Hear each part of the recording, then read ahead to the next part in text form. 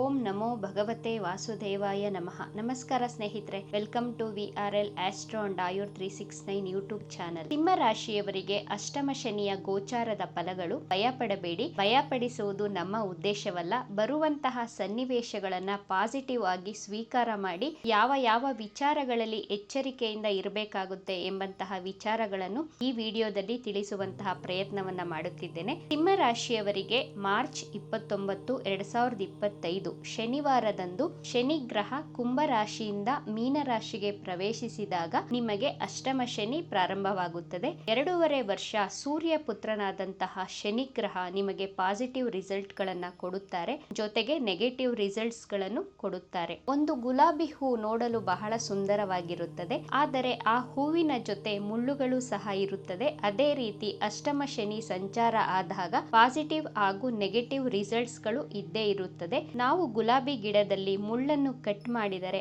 ಆ ಹೂವು ಎಷ್ಟೊಂದು ಸುಂದರವಾಗಿ ಕಾಣುತ್ತದೆ ಅಲ್ಲವೇ? ಅದೇ ರೀತಿ ನೀವು ಅಷ್ಟೇ ಈ ಅಷ್ಟಮ ಶನಿಯ ಟೈಮ್ ಪೀರಿಯಡ್ ಅಲ್ಲಿ ನಿಮ್ಮ ದುರಾಸೆಗಳನ್ನ ಕಟ್ ಮಾಡಿ, ಓವರ್ ಥಿಂಕ್ ಮಾಡುವುದನ್ನ ಕಟ್ ಮಾಡಿ, ಸೋಮಾರಿತನವನ್ನು ಕಟ್ ಮಾಡಿ, ನಿಮ್ಮ ಟೆನ್ಷನ್ ಗಳನ್ನು, ಸ್ಟ್ರೆಸ್ ಗಳನ್ನು ಕಟ್ ಮಾಡಿ ನೆಮ್ಮದಿಯಾಗಿರಲು ಪ್ರಯತ್ನ ಮಾಡಿ. ಸಿಂಹ ರಾಶಿಯವರ ಮನಸ್ಸು ಬಹಳ ನಿರ್ಮಲವಾಗಿರುತ್ತದೆ. ಬೆನ್ನಿಗೆ ಚೂರಿ ಹಾಕುವವರಲ್ಲ ಸಿಂಹರಾಶಿಯವರು. ಏನೇ ಇದ್ದರೂ ನೇರವಾಗಿ ಮಾತನಾಡಿ, ನಿಷ್ಠುರ ಆದ್ರೂ ಪರವಾಗಿಲ್ಲ, ಇದ್ದಂತಹ ವಿಚಾರವನ್ನು ಇದ್ದ ಹಾಗೆ ಹೇಳ್ತೀರಾ. ನ್ಯಾಯ, ನೀತಿ, ಧರ್ಮ, ದೇವರಿಗೆ ಭಯ ಪಡುವವರು, ನಿಮ್ಮ ಕುಲದೇವರನ್ನು ಹೆಚ್ಚು ಗೌರವಿಸುವಂತಹವರು, ನಿಮ್ಮ ಕುಲದೇವರನ್ನು ಪ್ರೀತಿಸುವವರು, ನ್ಯಾಯಕಾರಕ, ಧರ್ಮಕಾರಕ, ನ್ಯಾಯಾಧೀಶನಾದಂತಹ ಸೂರ್ಯಪುತ್ರ ಶನಿ ಗ್ರಹ ಸಿಂಹ ರಾಶಿಯವರಿಗೆ ಮಾರ್ಚ್ 29, 2025ಕ್ಕೆ ನಿಮ್ಮ ಅಷ್ಟಮ ಭಾವವಾದಂತಹ ಮೀನ ರಾಶಿಯನ್ನು ಪ್ರವೇಶಿಸುತ್ತಾರೆ. ಅಲ್ಲೇ 2.5 ವರ್ಷ ಸ್ಥಿತವಾಗಿರುತ್ತಾರೆ. ಅಷ್ಟಮ ಅಂದರೆ 8. 8ನೇ ಮನೆಯ ಕಾರಕತ್ವಗಳನ್ನು ನೋಡುವುದಾದರೆ ರಿಸರ್ಚ್ ಮಾಡುವ ಭಾವ, ಡೀಪ್ ನಾಲೆಡ್ಜ್ ಅನ್ನು ಗೇನ್ ಮಾಡುವಂತಹ ಭಾವ, ಸಡನ್ ಆಗಿ ಈವೆಂಟ್ಸ್ ಗಳು ನಡೆಯುವುದು 8ನೇ ಮನೆಯಿಂದನೇ ನೋಡಬಹುದು. ಸಾವಿನ ಮನೆ, ಕತ್ತಲೆಯ ಮನೆ, ಕಗ್ಗಂಟಿನ ಮನೆ, ತಂತ್ರ ಮಂತ್ರ ವಿದ್ಯೆಯ ಭಾವ ಎಂದು ಸಹ ಕರೆಯಬಹುದು. ಸಾವಿನ ಮನೆ ಅಂತ ಭಯ ಪಡಬೇಡಿ, ಇದು ಕಾರಕತ್ವಗಳನ್ನು ಅಷ್ಟೇ ನಾನು ಹೇಳ್ತಾ ಇರೋದು.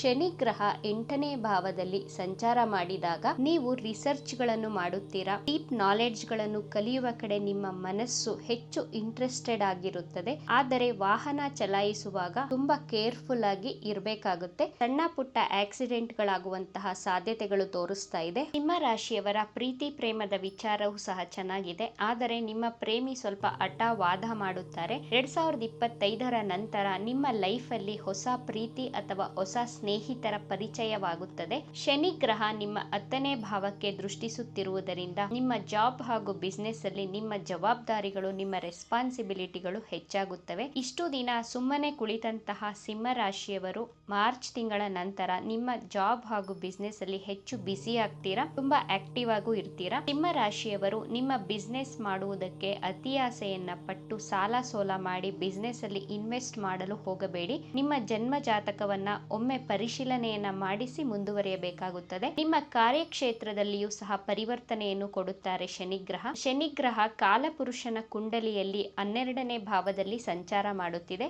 ನಿಮಗೆ 8ನೇ ಭಾವ 6, 8, 12ನೇ ಭಾವಕ್ಕೆ ಕನೆಕ್ಟ್ ಆದಾಗ ಜ್ಯೋತಿಷ್ಯ ಶಾಸ್ತ್ರದಲ್ಲಿ ವಿಪರೀತ ರಾಜಯೋಗ ಎಂದು ಕರೆಯಲಾಗಿದೆ. ಈ ವಿಪರೀತ ರಾಜಯೋಗದಿಂದ ನೀವು ಕೋರ್ಟ್ ಕೇಸಲ್ಲಿ ಸಿಲುಕಿ ಹಾಕಿಕೊಂಡಿದ್ದರೆ, ಕೇಸ್ಗಳು ಕೋರ್ಟ್ ಅಲ್ಲಿ ಎಳೆದಾಡ್ತಾ ಇದ್ರೆ ಈ ವರ್ಷ ಜಯ ನಿಮ್ಮ ಕಡೆಗೆ ಆಗುತ್ತದೆ. ನಿಮ್ಮ ಪೂರ್ವಿಕರಿಂದ ಆಸ್ತಿ ಸಡನ್ ಆಗಿ ಬರಬಹುದು.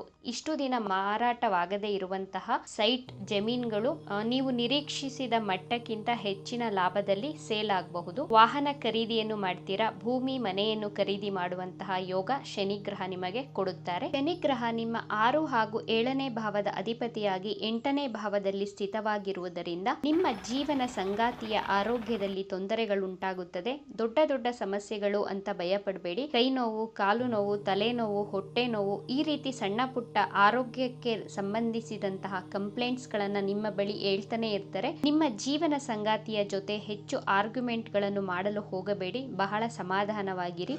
ಶನಿಗ್ರಹವನ್ನು ನಾವು ಚೆನ್ನಾಗಿ ಅರ್ಥ ಮಾಡಿಕೊಂಡರೆ ನಮಗೆ ಯಾವ ತೊಂದರೆಗಳು ಕೊಡುವುದಿಲ್ಲ ಶನಿಗ್ರಹ.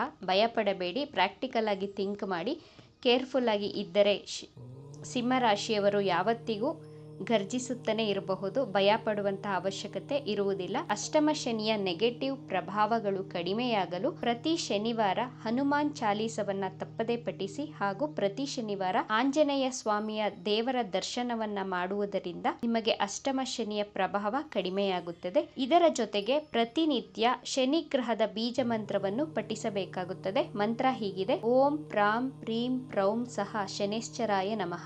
ಈ ಬೀಜ ಮಂತ್ರವನ್ನು ಪ್ರತಿನಿತ್ಯ 21 ಬಾರಿ ಪಠಿಸುತ್ತಾ ಬನ್ನಿ. ಎಲ್ಲವೂ ಶುಭವಾಗುತ್ತದೆ. ಈ ವಿಚಾರಗಳು ನಿಮಗೆ ಇಷ್ಟ ಆಗಿದೆ ಅಂತ ಭಾವಿಸ್ತಾ ಇದ್ದೇನೆ. ಇಷ್ಟ ಆಗಿದ್ರೆ ನಮ್ಮ ಚಾನಲ್ ಅನ್ನ ತಪ್ಪದೆ ಸಬ್ಸ್ಕ್ರೈಬ್ ಮಾಡ್ಕೊಳ್ಳಿ. ಈ ವಿಡಿಯೋಗೆ ಒಂದು ಲೈಕ್ ಕೊಡೋದನ್ನ ಮರಿಬೇಡಿ. ಈ ವಿಡಿಯೋವನ್ನು ನಿಮ್ಮ ಫ್ರೆಂಡ್ಸ್ ಅಂಡ್ ಫ್ಯಾಮಿಲಿ ಗ್ರೂಪ್ ಅಲ್ಲಿ ಹೆಚ್ಚು ಶೇರ್ ಮಾಡಿ. ನಿಮ್ಮ ಅಭಿಪ್ರಾಯಗಳನ್ನು ತಪ್ಪದೆ ಕಮೆಂಟ್ ಮಾಡಿ. Thank you friends.